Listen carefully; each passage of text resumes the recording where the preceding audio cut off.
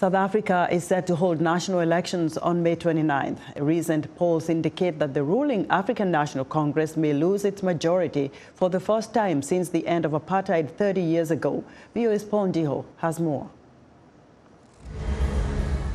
Under the ANC, South Africa is facing multiple challenges, including high unemployment and electricity crisis leading to frequent blackouts and widespread mistrust among voters due to numerous corruption allegations over the years. Mwini Wamwewi, an associate professor of political science at Winston-Salem State University and author of Politics and Government in South Africa, says the country has a lot of work to do. It is presented as, quote, the savior of the continent because of liberal democracy, but really when you look at the real issues based on economic, class, gender and race, there are a lot of issues. There are so many people's needs have not been addressed economically, politically, even though there is this facade of freedom. To boost the economy and address its sluggish growth and high debt, Finance Minister Enoch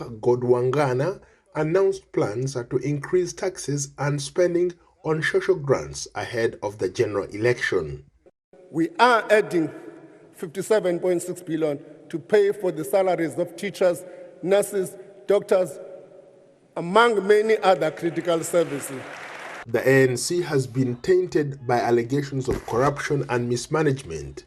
Polls indicate it's likely to drop below 50% in the election, which would force it to form a coalition government with other parties. When you look at the future, it has to be a coalition of several parties, because right now one party like Malema's is not able to really win, but slowly it will be interesting to see how economically there will be empowerment when the economic structure has not been transformed.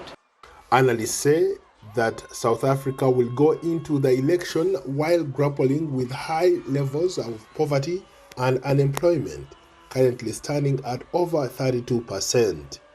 Corruption allegations and disunity within the ruling ANC are also contributing to the opposition's growing support across the country. Ndiho, VOA News, Washington.